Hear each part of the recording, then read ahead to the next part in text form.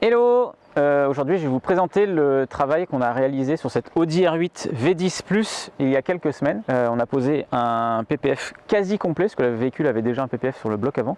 On a complété et en plus c'est un très grand honneur parce que c'est la voiture d'un très bon ami avec qui j'ai partagé l'aventure d'aller la chercher et de faire la visite d'achat à Bordeaux.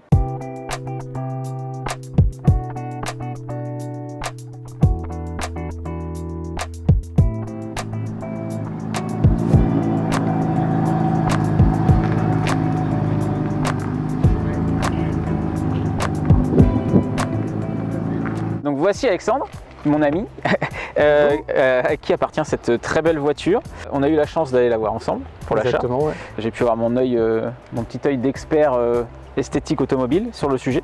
Moi je le sais, mais j'aimerais que tu expliques pourquoi tu as choisi cette voiture et ce qu'elle évoque pour toi. Voilà, une belle voiture si on peut dire. Enfin moi je trouve que c'est une belle auto, plutôt un beau coup de crayon et tout le reste. À la base, on n'était pas parti sur cette couleur-là. À savoir, cette couleur du coup c'est le rouge dynamite qui a été la couleur de lancement pour la phase 2, donc c'est la deuxième génération et la dernière génération faite par Audi de ce modèle, de cette gamme. Et à la base on en cherchait une plutôt plus passe-partout, qui était un peu plus vilaine, qui était toute noire, et on a plutôt dévié sur un modèle avec une couleur un peu plus atypique qui va plus avec l'esprit d'une supercar. Du coup cette voiture était à Bordeaux. J'en ai profité pour l'occasion parce que bon, c'est pas des véhicules qu'on a l'habitude de voir tous les jours. Benoît un peu plus que moi, hein, je vais pas dire le contraire.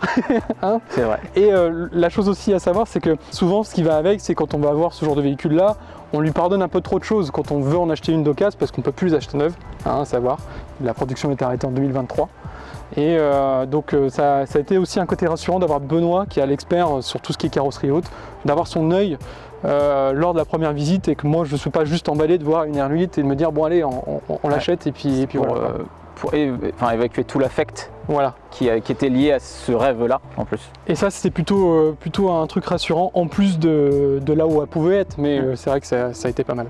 Au-delà de ça, si tu le disais, c'est un véhicule qui est plus du tout produit, donc en plus, quelque part, même si c'est la passion qui a guidé ton achat, c'est aussi quelque part l'idée de se dire c'est un véhicule dans lequel j'investis quand même beaucoup d'argent, ouais. Et quelque part, on n'est jamais sûr de rien, mais tu es quasi sûr de ne pas perdre d'argent sur le sujet. Voilà, c'est vrai que c'est des modèles, ou plutôt des véhicules.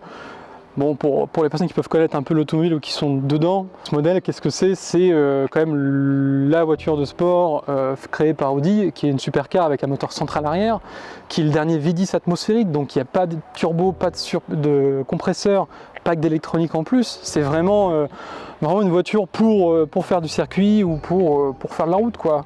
Et il n'y a pas d'aide à la conduite, c'est encore les dernières années où il n'y a pas de radar, il n'y a pas de line assist, pas de band assist. On a juste un poste de pilotage simple et dur. Voilà. On n'a vraiment qu'un seul écran. Donc on a vraiment quelque chose de vachement épuré, comme Bugatti, hein, qui fait partie aussi du groupe maintenant. Donc on a un seul écran qui n'a pas pris une ride. La définition de l'écran est plutôt balèze. Pour un écran qui a 10 ans, on a encore même le Street View complet avec Google Earth et tout le reste qui reste super fluide. On voit où est-ce qu'on peut être et autres. Voilà. On retrouve l'affichage avec les températures de pneus et la pression. On a aussi le mode sport, on a plein de choses. On a même le CarPlay qui était déjà à une époque. Et tout accessible depuis le volant, donc le fameux volant que beaucoup de monde recherche à rajouter dans des voitures autres que la R8. Et avec ces boutons en plus, l'échappement, on a vraiment le bouton performance. Voilà, on a 3 modes en fait.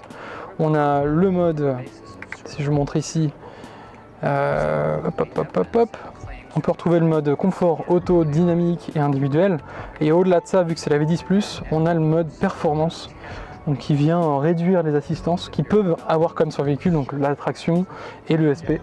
Et on a vraiment une voiture qui a le diable, si on peut dire. Donc un intérieur plutôt bien fini, qui reste très confortable, très feutré, même en confort en fait. En confort, pour avoir conduit d'autres voitures de sport, elle reste facile pour emmener madame ou partir en week-end. C'est plutôt... ça se conduit comme une Audi classique, et puis dès que vous passez en mode sport, donc dynamique ou performance, alors là vous n'avez plus la même voiture. La suspension sera fermée, la direction aussi, et là les rapports en double embrayage, ça passe tout seul. Et vous avez une sonorité avec ce V10 qui est derrière vous, juste incroyable. Et il n'y a pas besoin d'aller monter très haut dans les tours pour l'entendre, même s'il peut prendre presque 9000 tours, ça chante. Et ce qui est drôle, c'est que les gens n'ont plus l'habitude d'entendre des moteurs comme ça aujourd'hui. avec tout ce qu'on peut avoir d'électrique et d'hybride. Et ça fait toujours plaisir d'entendre un V10 atmosphérique à l'ancienne, si je peux dire. Donc c'est une voiture qui est de 2015, fin 2015. Souvent on pose la question, quand je dis qu'elle a déjà 10 ans, ça paraît un peu fou, mais oui, c'est une voiture qui a déjà 10 ans, en 2025. Et moi-même, des fois je me dis que c'est pas possible, parce que il y a 10 ans de ça, quand cette voiture a été produite, je roulais encore avec ma première voiture, qui était une 306. Voilà, je roulais en 306 quand cette voiture-là était sortie et roulait sur ses premiers kilomètres, ce qui est assez fou, enfin pour moi assez fou. Et au-delà de ça, donc c'est la V10 Plus, comme a dit Benoît.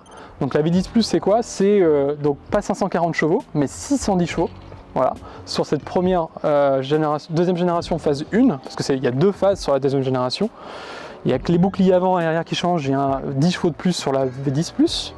Et on a le même moteur, même boîte et même train roulant qu'une Lamborghini Huracan LP 610 pour les 610 chevaux. Voilà. Donc on retrouve beaucoup de similitudes, mais on reste quand même sur un véhicule propre à la marque Audi, même si on a emprunté le bloc et le moteur, enfin le moteur, la boîte et les trains.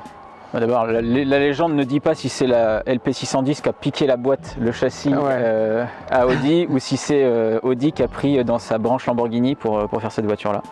C'est ça, c'est ça. Et après, du coup, Audi ont plutôt fait un bon coup de crayon, sachant que c'était la dernière qu'ils allaient faire. Ils ont fait en sorte d'être au plus direct sur ce qu'ils ont pu mettre dans la voiture. Donc on n'a pas plein d'écrans ou autre, on a juste un virtual cockpit qui permet vraiment de faire comme Bugatti fait généralement, c'est-à-dire que d'avoir un seul écran, parce qu'ils savent que c'est des voitures qui sont collectionnées par la suite. Et en étant collectionnées, les écrans ou on va dire les gadgets, source de panne. Ouais, source de panne, mais aussi ça vieillit beaucoup plus à l'intérieur que l'année qu'elle pourrait être. C'est pour ça aussi que ça fait que cette voiture-là qui a peut-être 10 ans, n'en paraît moins. Parce que justement, il n'y a pas tous ces trucs en plus, comme la première génération d'Air8 qu'on a pu voir, qui contient un même intérieur presque qu'une TT, c'est ça. Deuxième génération. C'était déjà assez innovateur pour l'époque, on avait l'introduction des feux laser pour la marque. Le Virtual Cockpit, c'est la première à l'avoir introduit. Et puis d'autres éléments, mais voilà, je veux dire, il y avait de la recherche. Comme je le disais tout à l'heure, ça reste quand même un bel investissement. Oui. Et un bel investissement, on le protège. Donc c'est pour ça que tu as fait le choix de finir la protection PPF qui avait déjà été faite par le premier propriétaire en partie. C'est ça. Histoire de dire on protège la carrosserie parfaitement. C'est un peu le coup de chance sur cette voiture quand on a été la voir. Pour en avoir vu plein sur les annonces et autres, c'est vraiment la seule que j'ai eue où on m'a dit il y avait un PPF.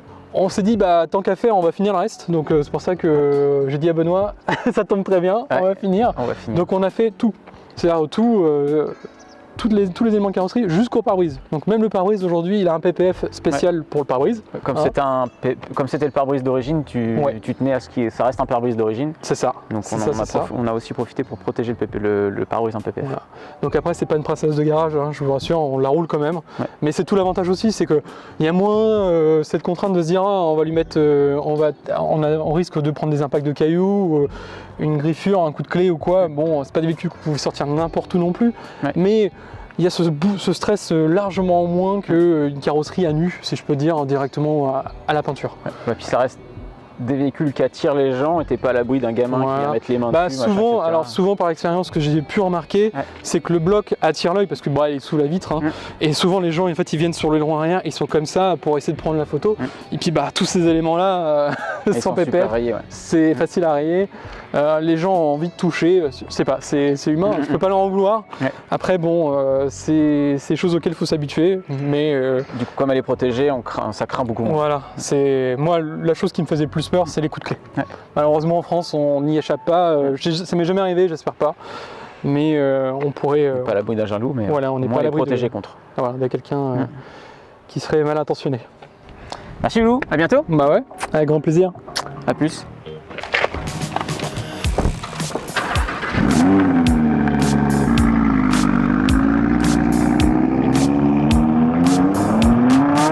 Merci de nous avoir suivis.